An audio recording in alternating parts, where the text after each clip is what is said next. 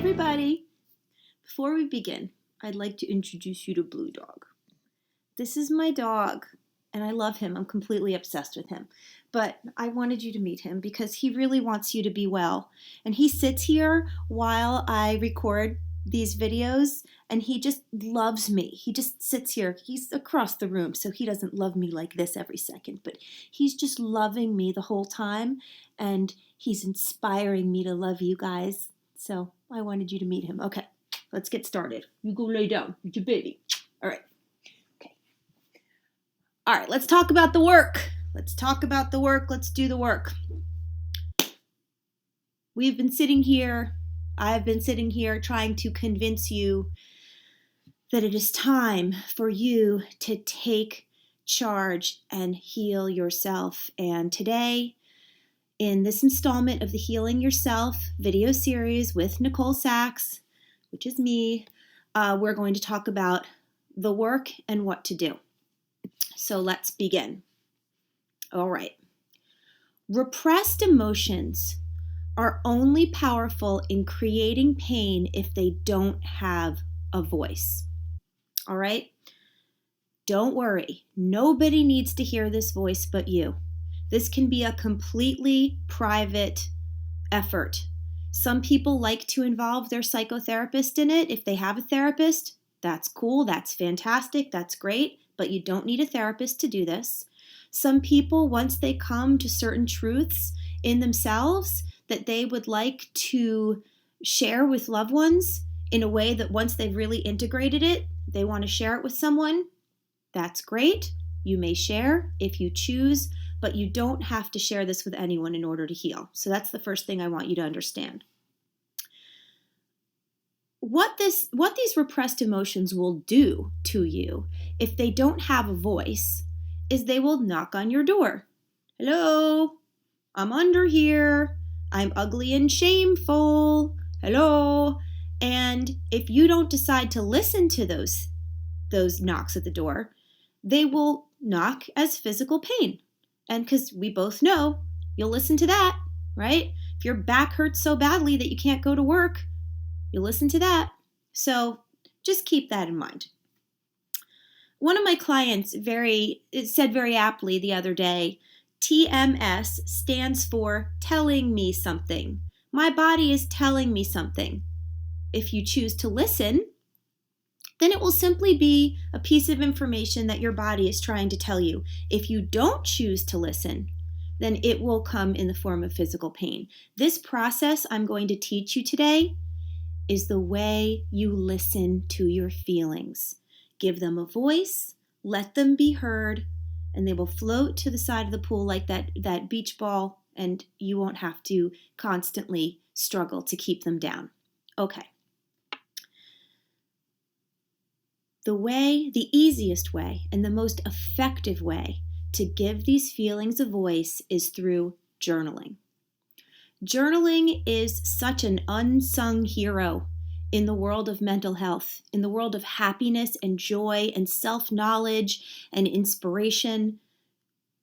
When we journal, we're taking our thoughts, which often race through our heads at Mach speed, and it takes time to either type something or write something, so our thoughts slow down long enough for us to have insights that come from our thoughts.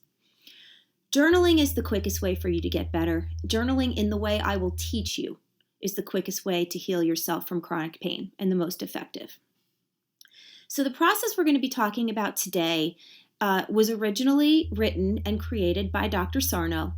I think the first book he ever published it in was The Mind-Body Prescription. I believe it's published again in The Divided Mind, which is his most recent book.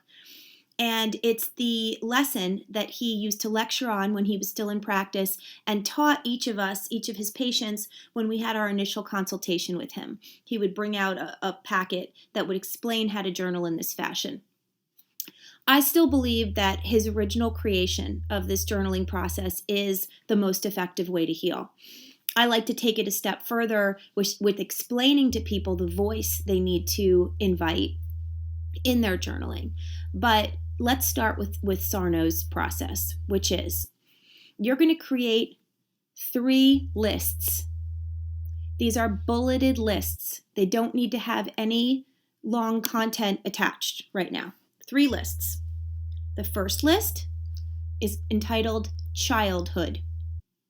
The second list is entitled Daily Life. And the third list is entitled Personality. Childhood refers to any memory, any event, any reality that happened to you growing up until you consider yourself no longer a child.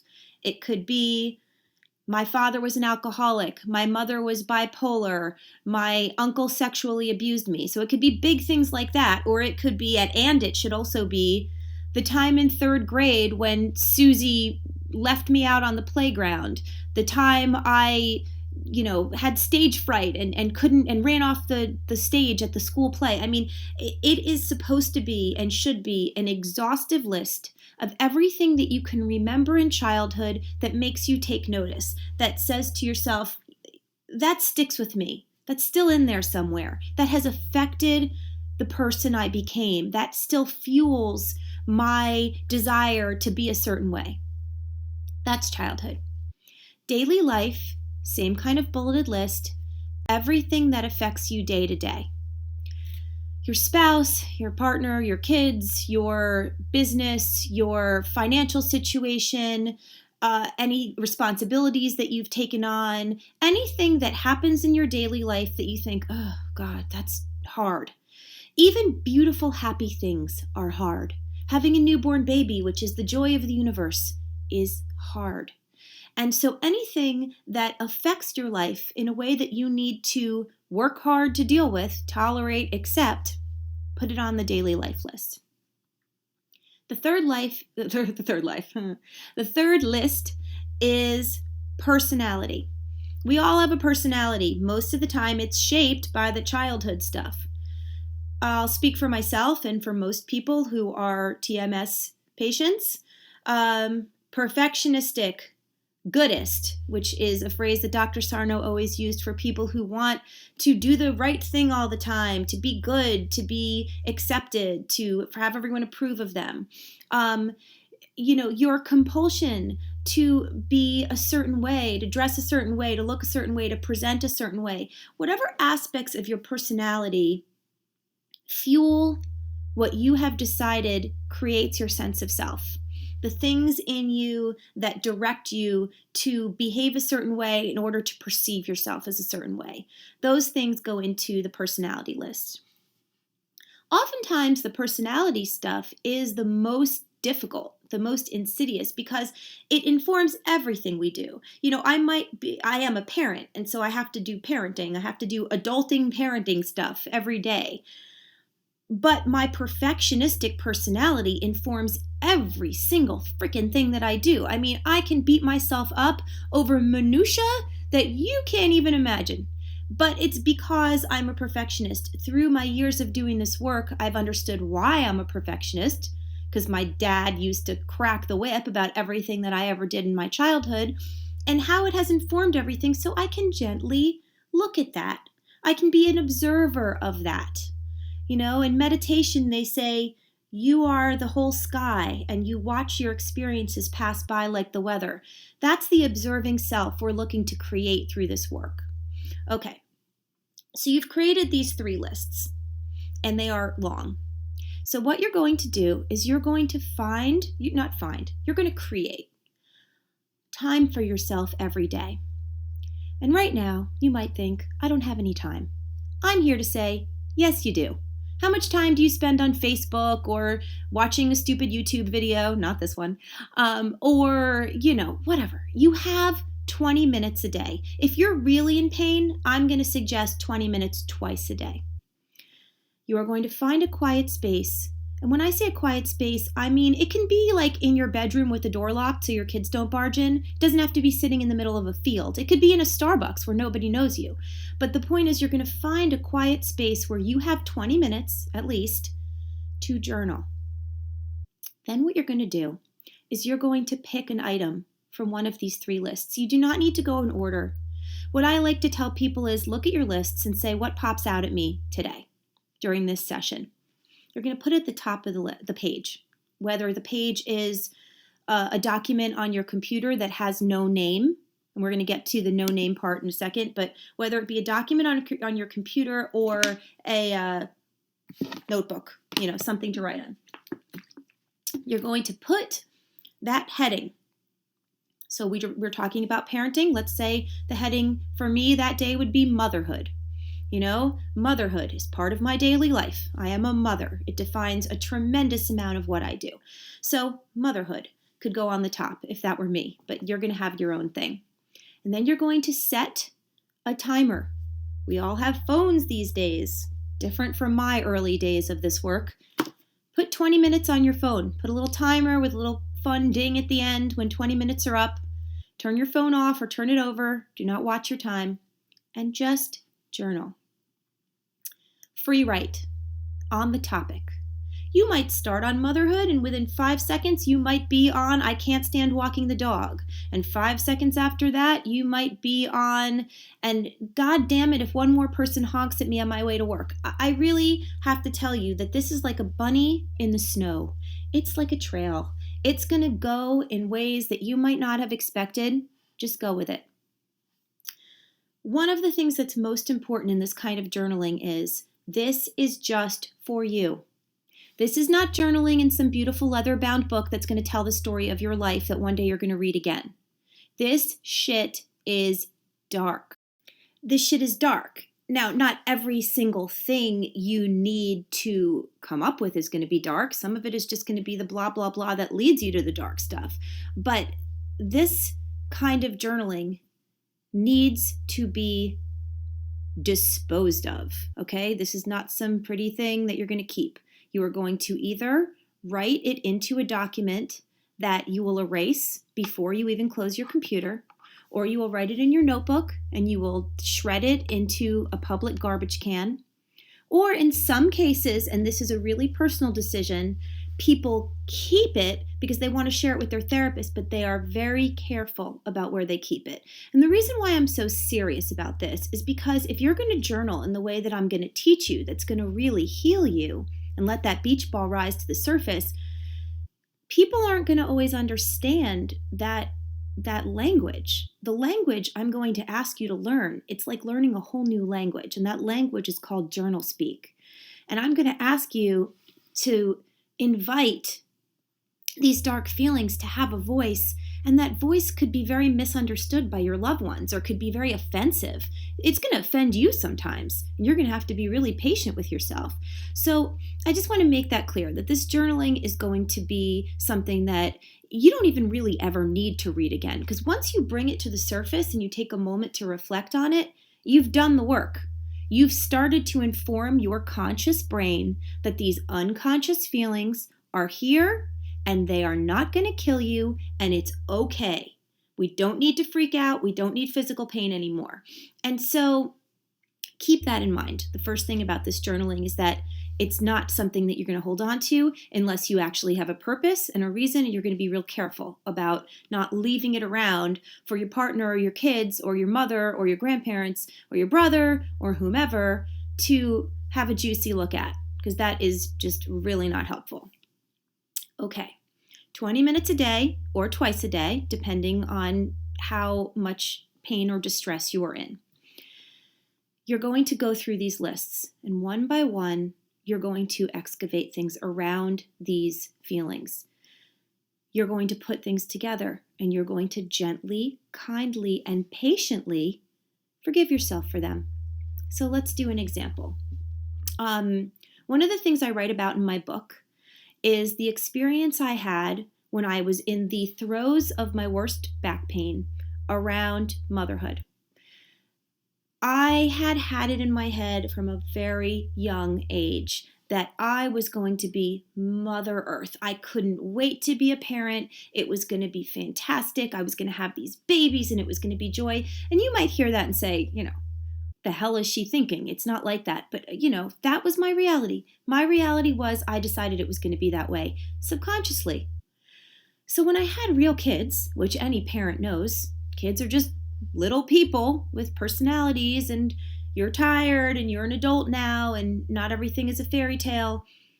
I was confronted in a way that I don't think I was quite aware of of how disappointing that was, how devastating, how tragic. And I use these very emotional words because journal speak is emotional. Journal speak is the language of a very mature 5-year-old, of the adult brain that you have right now and the emotions of a 5-year-old. So when a 5-year-old isn't given what he or she wants, it is a fucking problem. It is, give it to me! Whereas an adult says, oh, that was a little disappointing. Oh well, I'll have to make the best of it. Your subconscious emotions are a tantruming 2, 3, 4, 5-year-old, pick your age. It's a baby. It's a kid without social graces. That voice does not care if it's not reasonable to be upset about something. So my voice was with the 5-year-old mentality of, oh my God, this is not the way I want it to be. Everything is ruined. This is a devastating disaster. Whereas my adult brain, my conscious brain was, oh, well, okay. Today with the baby, wasn't really so great, but, that's okay. I'm going to be fine. It's all right if I feel alone, if it's all right if I feel alienated, if I feel tired, So, but in order to get to the journal speak, you need to start with an acceptable piece of your life, an item on your list, because the word motherhood was acceptable to me, obviously. I mean, I didn't think that there was a problem writing about motherhood. Motherhood was part of my life. So it was on my daily life list, and I put it at the top of the page. And when I started to journal, and I realized I was in tremendous pain. When I started to journal, I got this notion, and this is a notion that has led me, that has informed every day of my life since then, because it's informed my career as well as my health. And that notion was, this isn't the truth you need to get to. You're lying. You're not just tired. Now, of course, the word lie means that it's not the truth. Well, of course, it's the truth on some level that I was tired, but that wasn't it. That wasn't the poison that was lurking beneath the surface.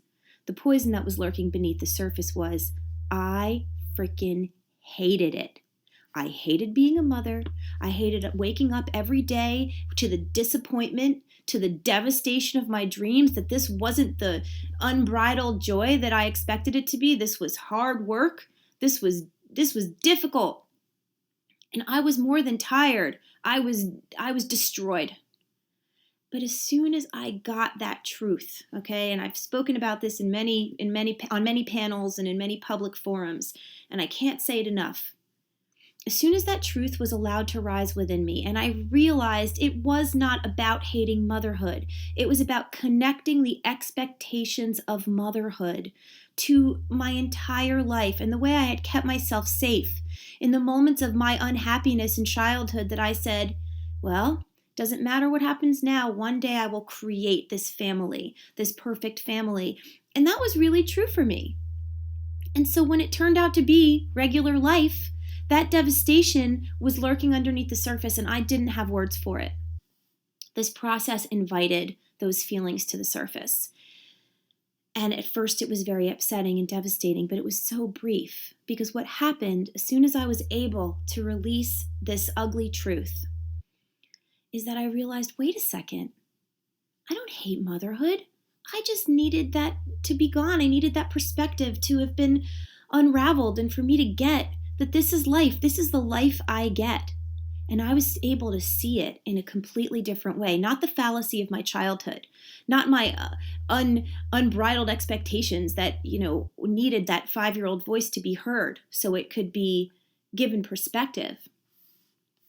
And, I hate to sound all Pollyanna about it, but it's just the truth.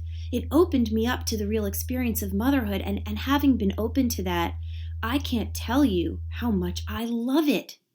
I don't hate it. And this is what's beautiful about this work. You start with the truth and you bring the ugliness up because you have to.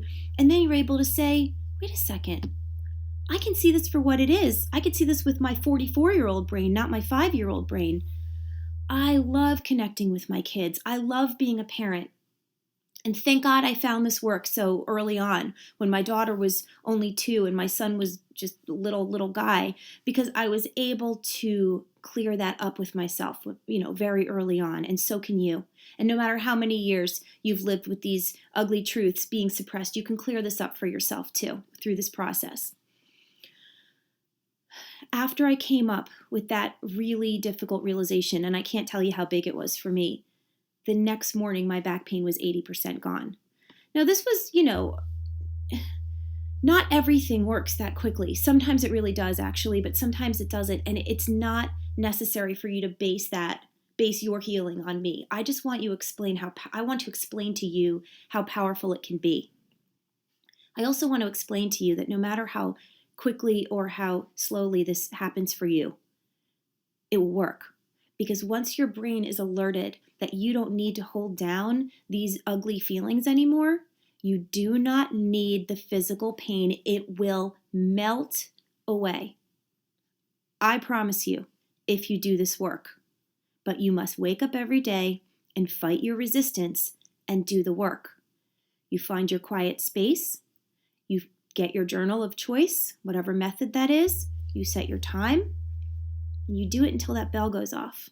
And then you throw it out. Or like I said, you keep it in a very safe space to share it with your therapist. But it will heal you. Little by little, it will heal you. You will look back after however much, let's say a month, 2 months of doing this, and you will say, I cannot believe I waited this long. I can't believe that it is this simple to get a hold of what I need to do in order to heal. So in the further videos in the series, we are going to be discussing more tips for journaling and more insights.